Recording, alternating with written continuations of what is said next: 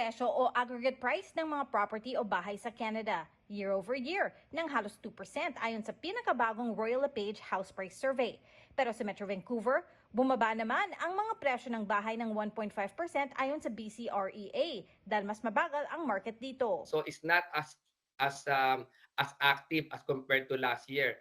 Therefore, we are seeing downward trend in terms of prices market value at this point. Mas malaki raw ang demand para sa bahay sa mga prairie provinces ng Canada ngayon ayon sa survey, kaya tumataas ang mga presyo sa mga lugar katulad ng Alberta. Not very many people can afford to buy a property here in a city like Vancouver or Toronto, yung mga popular cities.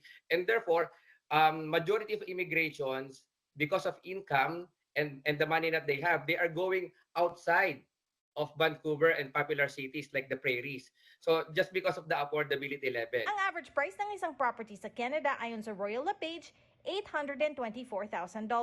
If you're living in Vancouver, 800,000 can buy you a nice condo, a 2-bedroom, 2-bathroom condos at the age of between 5 to 15 years old. But if you're looking for a property worth 800,000, for example, in Surrey, that could buy you a townhouse. Mataas pa rin para sa marami ang mortgage interest rates ngayon.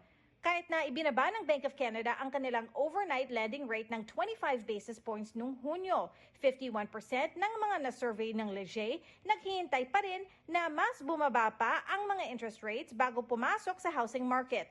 Pero ayon sa forecast ng Royal LePage, inaasang tataas ang mga presyo ng mga bahay ng halos 10% sa Canada ngayong taon. So mas maganda na bumili na ngayon kahit na mataas ang rate, just because kapag ka ang rate bumaba na, tataas din yung market value and now you have that equity that you can take advantage of in the future.